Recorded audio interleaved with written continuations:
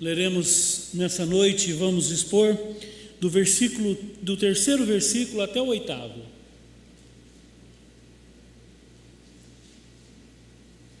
Romanos, capítulo 12, do 8º versículo, do terceiro versículo até o versículo 8º.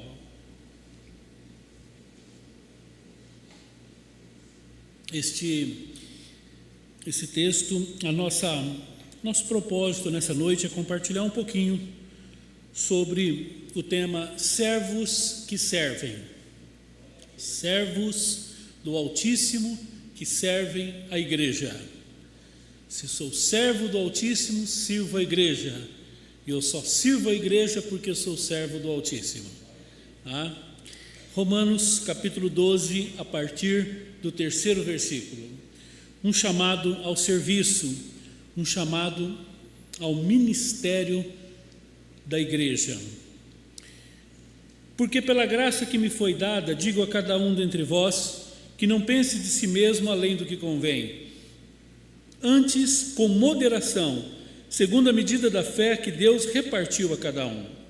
Verso 4, porque assim como num só corpo temos muitos membros, mas nem todos os membros têm a mesma função, assim também nós, conquanto muitos somos um só corpo em Cristo e membros um dos outros, tendo, porém, diferentes dons, segundo a graça que nos foi dada. Se profecia, seja segundo a proporção da fé. Se ministério, dediquemo-nos ao ministério. O que ensina, esmere-se no fazê-lo. O que exorta, faça com dedicação. O que contribui, com liberalidade. E o que preside, com diligência. Quem exerce misericórdia, com alegria. Louvado seja o nome do Senhor. Irmãos, esse texto, essa porção das Escrituras, ela está dentro do capítulo 12. O capítulo 12 ele é fundamental no livro de Romanos. O capítulo 12 ele inaugura uma nova seção no livro.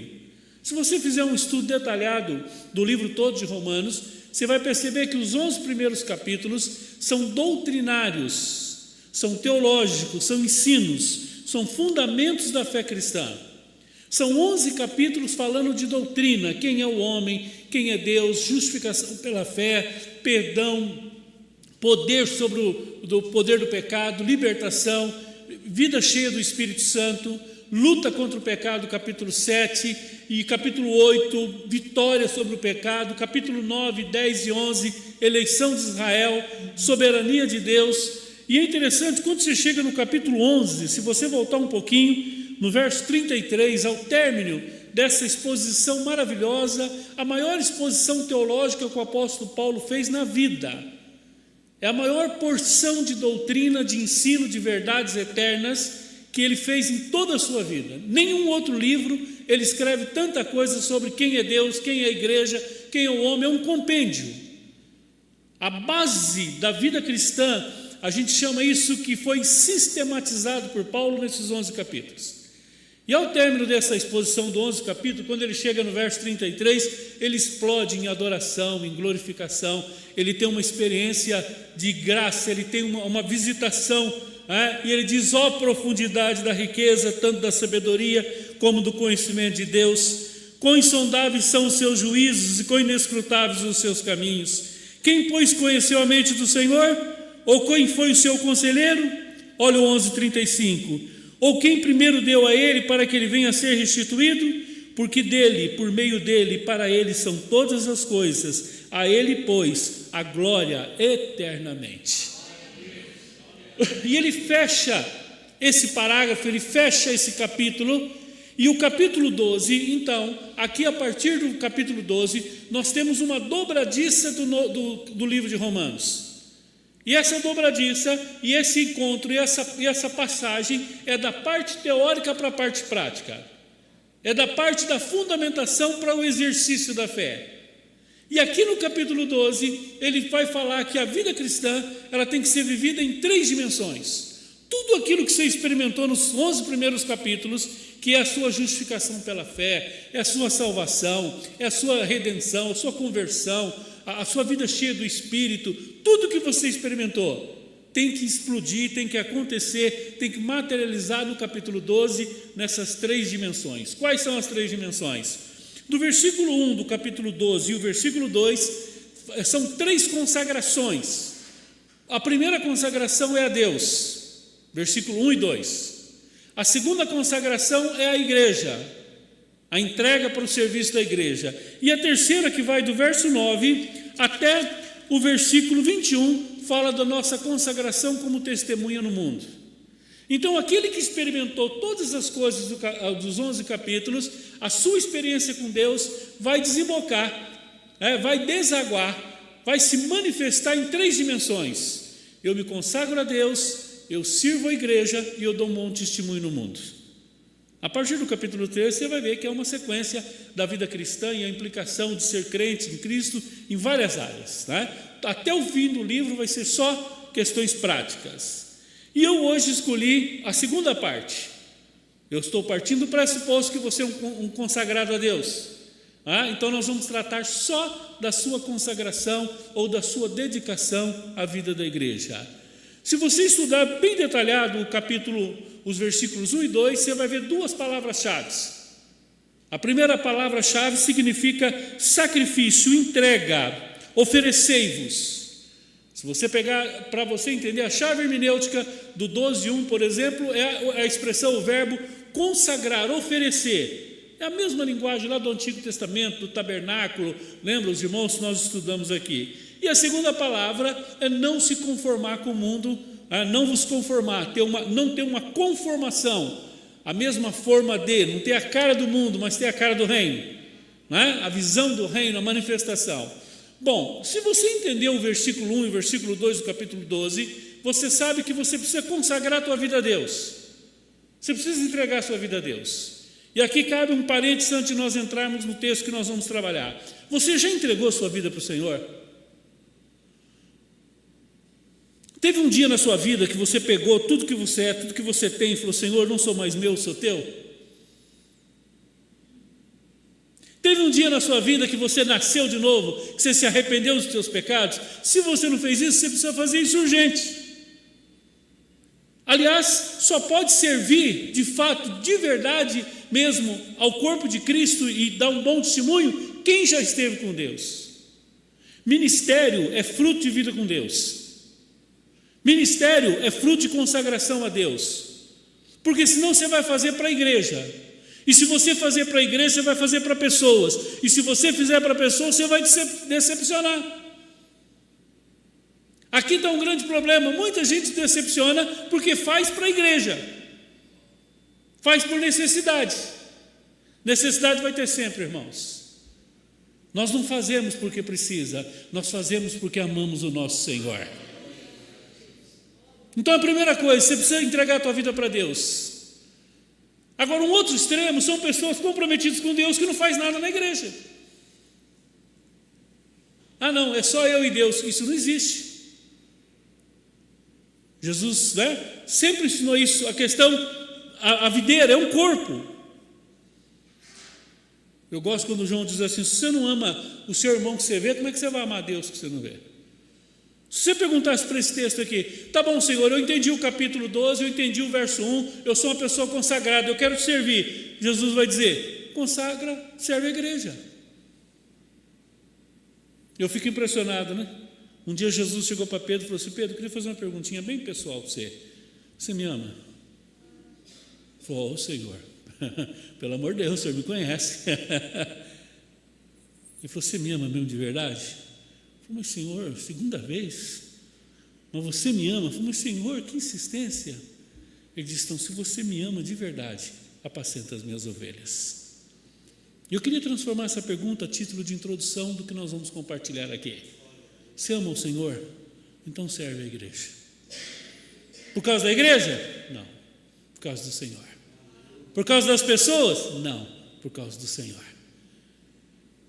E é interessante que se você, agora nós entramos no verso 3, e a primeira tratado que Paulo faz, que é o verso 3, aqui ele vai tratar da nossa vaidade no corpo de Cristo. O perigo da gente achar que a gente é melhor do que os outros, que a gente é mais dentro da igreja, de que eu sou fundamental. de que eu sou essencial. É pensar de si mesmo além do que convém. É você achar que se você sair daqui a casa cai. Irmãos, esse é um dos maiores enganos. A igreja não precisa de nós, o reino de Deus não precisa de nós é que precisamos da igreja. Deixa eu dar uma notícia para você. Se você não fizer mais nada nessa igreja aqui, corre o risco até de ficar melhor. Às vezes a gente é iludido, né? Achando que a gente é o... Irmão, nós não somos nada. Nós somos servos do Altíssimo.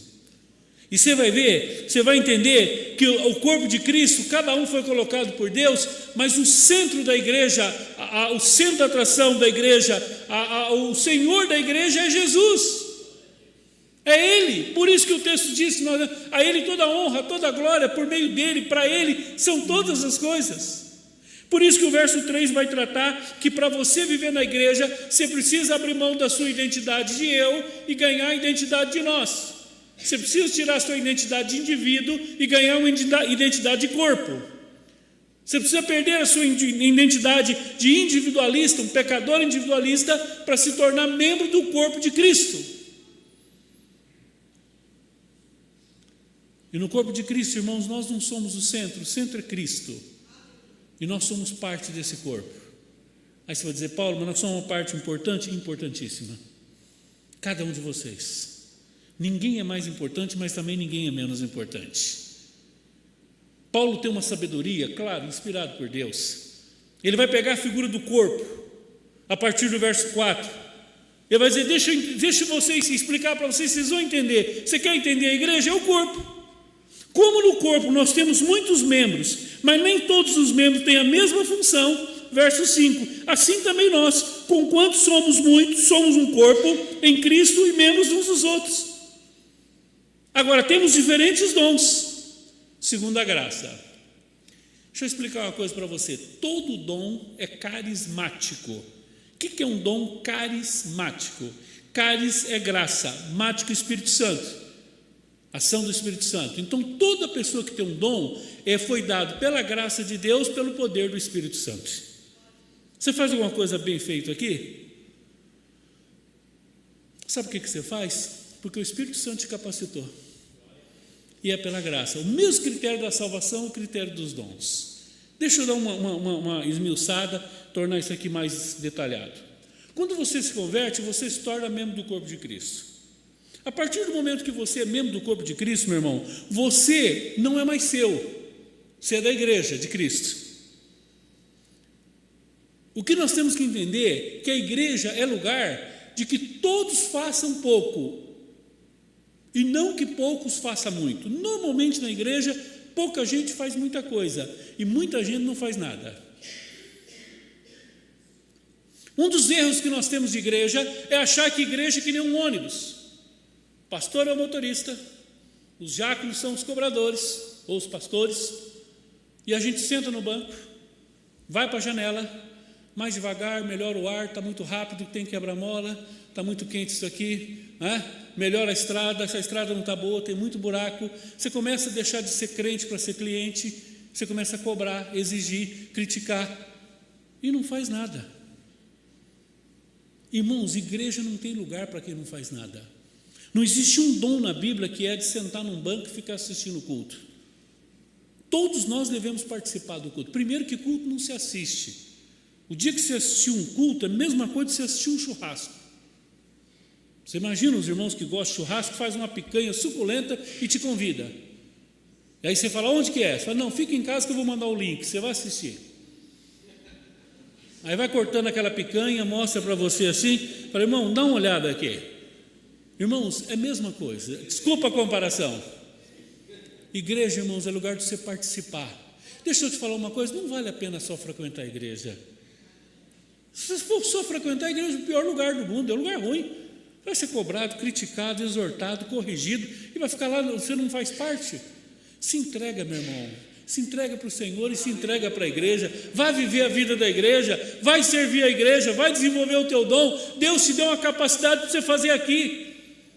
Tem que ter uma necessidade grande dentro dessa igreja aqui, que só você vai saber fazer.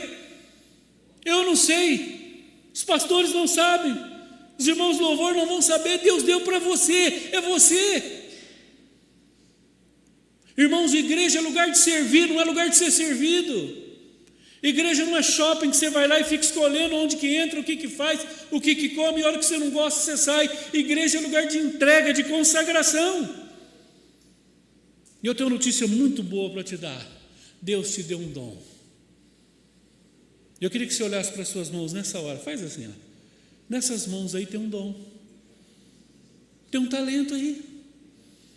Talvez você não saiba qual é. Você precisa descobrir. Talvez você precisa melhorar ele, aperfeiçoar, estudar, amolar essa ferramenta. Mas você tem que trabalhar, meu irmão. Você tem que servir. Descubra, se disponha. Diga: Senhor, eu quero ser usado pelo Senhor nessa igreja. Eu quero marcar a minha história aqui. Eu quero ter a minha contribuição. Eu quero desenvolver o meu dom. E aí, voltando para o texto, você vai entender melhor quando ele diz: tendo, porém, diferentes dons, segundo a graça que nos foi dada. Não é você que escolhe. Não é você que fala assim: eu queria pregar, eu queria tocar igual o pastor, queria pregar igual o pastor, queria ter a leveza daquele irmão. Eu não queria, eu queria saber. Eu queria fazer aquilo, eu quero cantar como aquela irmã, eu quero pregar como a irmã, eu quero dar palestra como a irmã. Não, irmãos, a gente não escolhe, é Deus que escolhe. Aprove ao Senhor.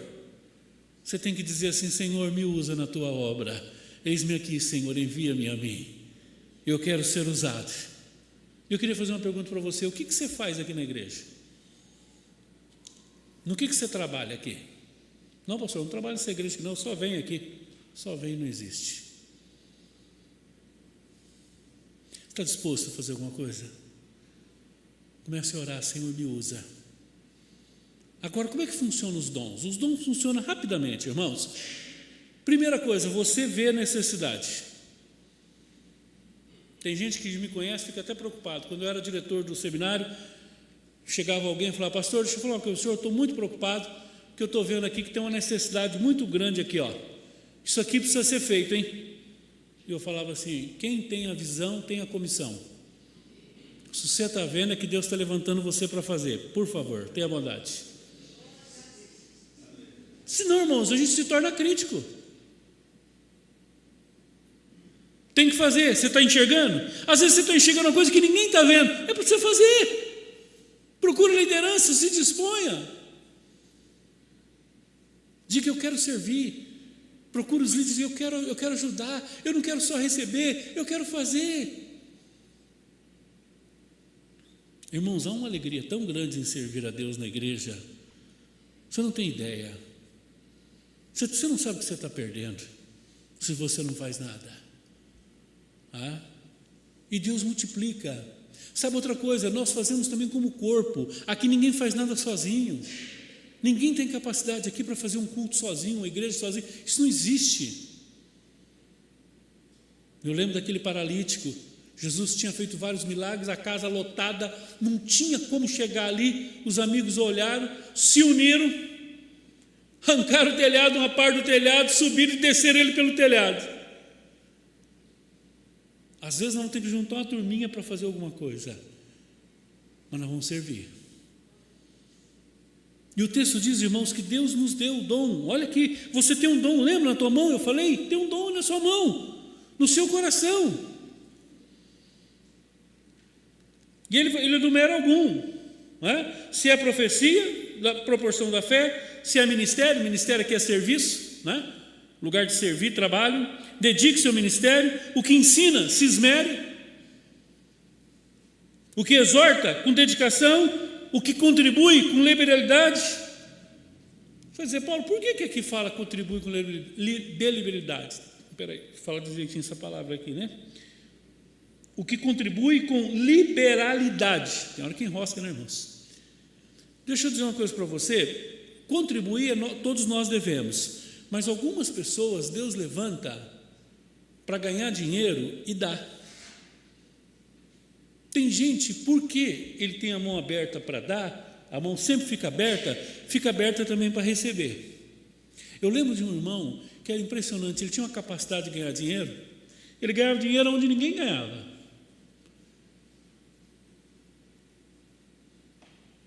Mas ele tinha um coração para contribuir. Ele via necessidade, ninguém ficava sabendo, ia lá e fazia. Eu e a Vera temos um amigo, um conhecido nosso, ele é um médico. Ele começou a dar 10% de dízimo na conversão. Aí ele começou a dar 15% para ajudar em ofertas, em missões. E aquilo foi fazendo tão bem, a família foi entendendo, ele foi aumentando. Não se escandalize, você que é novo aqui, talvez você nunca vai entender isso. Hoje ele dá 60% do que ele ganha e vive melhor que todos os médicos de um dos maiores hospitais de Londrina. Ele tem o dom. Deus coloca no coração dele. Ele vê necessidade onde ninguém vê. Você quer ver um exercício? Você quer entender o que é um dom? Vamos imaginar que alguém sai aqui agora com uma bandeja cheia de taças com guaraná, cheia de taças bonitas, e ele sai aqui, e quando ele está passando pelo meio do corredor, todo mundo preocupado se vai cair, ele dá um tropeção ali e cai com essas taças, tudo que arrebenta tudo aqui nele. Cada um vai ter uma reação segundo o seu dom. Quem tem de misericórdia já vai dobrar o joelho e começar a orar: Senhor, tem misericórdia, que não aconteça nada. Os que têm de socorro vai levantar correndo, vai pegar pano, vai limpar. O irmão que tem ministério de governo, de administração, vai dizer: não, mas aqui devia ter uma rampa, a gente devia ter estudado, eu vou ver para colocar uma porta melhor aqui, para fazer alguma coisa. O irmão que tem ensino fala: não, depois eu vou conversar com a irmã e vou explicar para ela que para carregar isso, tem uma forma melhor de fazer isso. Cada um vai exercer um dom. Agora, irmãos, nós precisamos nos dispor. Alguém vai limpar. Alguém vai ter o coração para vir limpar. Alguém vai ter o ministério de consolo, de ir lá abraçá-la e falar: minha irmã, fica tranquila, isso acontece, não se preocupe com isso. Irmãos, agora você imagina alguém entrando por aquela porta, um pecador miserável, cheio de problemas, cheio de crise, arrebentado. Cada um de nós vamos exercer o nosso dom na vida dele. Um vai socorrer, o outro vai abraçar, o outro vai orar, o outro vai evangelizar, o outro vai ensinar, um vai exortar, outro vai disciplinar, outro vai ficar só do lado, vai abraçar. Ele vai ser batizado no amor de Cristo, ele vai ser recebido, ele vai ser restaurado pelo poder do Espírito Santo através dos dons. Isso é igreja. Viva a vida da igreja. Se disponha. Você vai dizer: Paulo, mas está precisando? Não, nunca precisou, nem de mim nem de você. A igreja é autossuficiente porque ela depende de Deus. A igreja não depende de nós, mas é um privilégio que Deus nos dá fazer parte do corpo de Cristo. Eu queria encerrar fazendo uma pergunta para você. O que você tem feito no corpo de Cristo?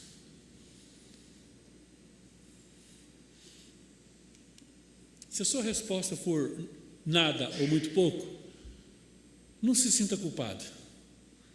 O passado não volta, amanhã não existe, é hoje.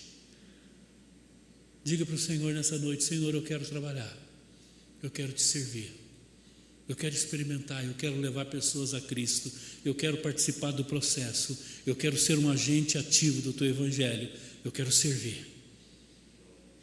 Procure os líderes, diga: conte comigo. Se estiver precisando de mim, pode contar comigo. Vamos ficar em pé e vamos orar. Mensagem muito simples, muito objetiva. Deus colocou essa palavra no meu coração, irmãos. Eu vou dizer uma coisa para você. Há muitas igrejas grandes que você nunca vai ter oportunidade de fazer nada.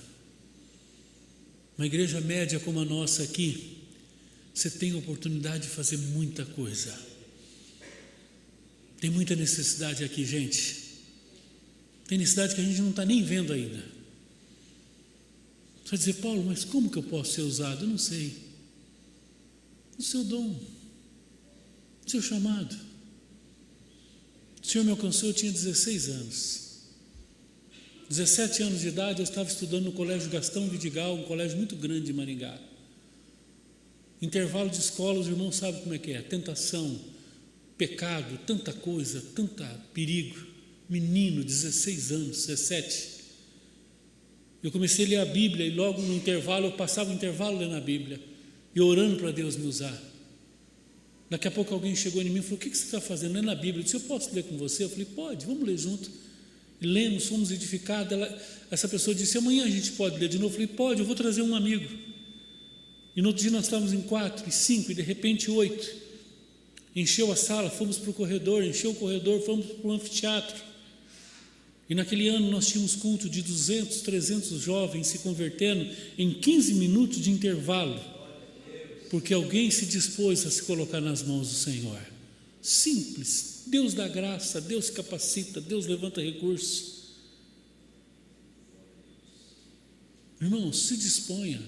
Às vezes Deus vai te levantar para ajudar um necessitado aí fora. Às vezes Deus vai te levantar para você ir lá no projeto, fazer alguma coisa que precisa. Às vezes você vai ajudar a cuidar das crianças. Eu não sei, é o Espírito Santo que vai te dirigir. Mas não perca o privilégio de servir o corpo de Cristo. Não perca o privilégio de ser útil na obra de Deus. E ser achado fiel. E dizer: Senhor, eu combati o bom combate. Eu não passei essa vida aqui só sentado recebendo. Sabe por que o mar morto é mar morto? Porque ele só recebe, ele não dá. Um rio, ele se torna vivo quando ele dá, quando ele reparte, quando ele distribui, quando ele deixa a água correr. Meu irmão, deixa Deus te usar. Pastor, eu sou um pecador. Deus só usa pecador. Pastor, mas eu não sei fazer nada. É o Espírito Santo que capacita, não é você não. Irmãos, eu nunca pude imaginar na minha vida que eu seria um pregador. Eu sou pregador pela graça de Deus. É dom. E dom é Deus. Por isso que a glória de Deus, às vezes alguém me elogia, nem mexe comigo, porque não é meu. Como se estivesse elogiando alguma coisa do lado ali. Não é meu, foi Deus que deu. Irmãos, é Deus, a glória de Deus. Ore nessa noite, diga: Senhor, eu quero ser usado. Consagre a tua vida, diga: Senhor, eu quero ser uma bênção nessa igreja. Eu quero marcar vida de pessoas com o meu serviço. Eu quero te servir. Irmãos, Deus ouve essa oração, hein? Você vai ver. Senhor, eu coloco a vida de cada um dos meus irmãos diante de Ti. Eu peço a Tua graça, Senhor, e a Tua misericórdia. Senhor, que cada um de nós possamos aprender a Te servir na igreja, Senhor. Ser uma bênção aqui na vida da igreja, Senhor. Porque o Senhor precisa? Não, o Senhor pode. Porque nós precisamos, Senhor. Eu preciso ser útil na Tua obra. Em nome de Jesus. Amém. Amém. Que Deus abençoe.